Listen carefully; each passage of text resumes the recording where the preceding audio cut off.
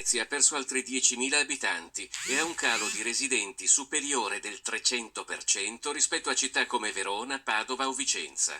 Lo dicono i dati ufficiali delle anagrafi comunali. Perché? Perché in 50 anni il comune di Venezia ha perso 120.000 abitanti, una città delle proporzioni di Vicenza, con uno spopolamento sconosciuto in qualsiasi località in tempo di pace e in assenza di calamità naturali. Non c'è gente che esce, non c'è da trattenerci, non vanno da nessuna parte. Dice, ma allora perché continuano a calare? Perché muoiono. Muoiono, le persone muoiono. La risposta del sindaco Luigi Brugnaro non ha convinto né Venezia.com né l'ex consigliere Renzo Scarpa, che hanno raccolto e messo in fila tutti i numeri di nati, morti, immigrati e soprattutto emigrati dal comune di Venezia dal 2016 al 2022.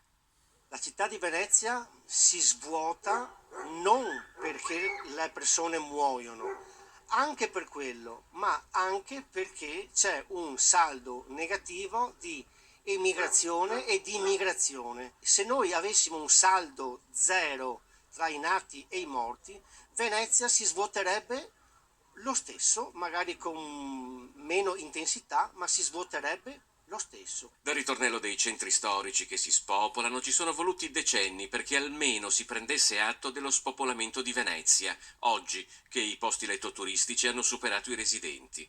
Chissà quanto ci vorrà perché capiti lo stesso con la terraferma. Negli ultimi 7 anni 34.000 residenti a Mestre, Marghera, Favaro e Zelarino hanno deciso di andare a vivere in un altro comune. Perché?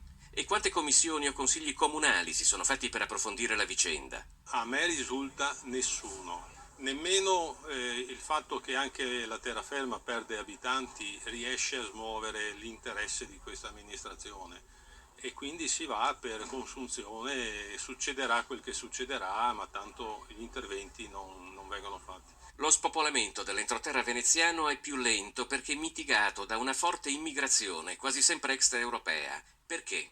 Perché 34.000 vecchi residenti si sono scambiati con 30.000 nuovi arrivi. Ma perché devono essere i cittadini a occuparsi come singoli cittadini della gestione della città? Che cosa sfugge alle amministrazioni che dovrebbero essere lì a far quello?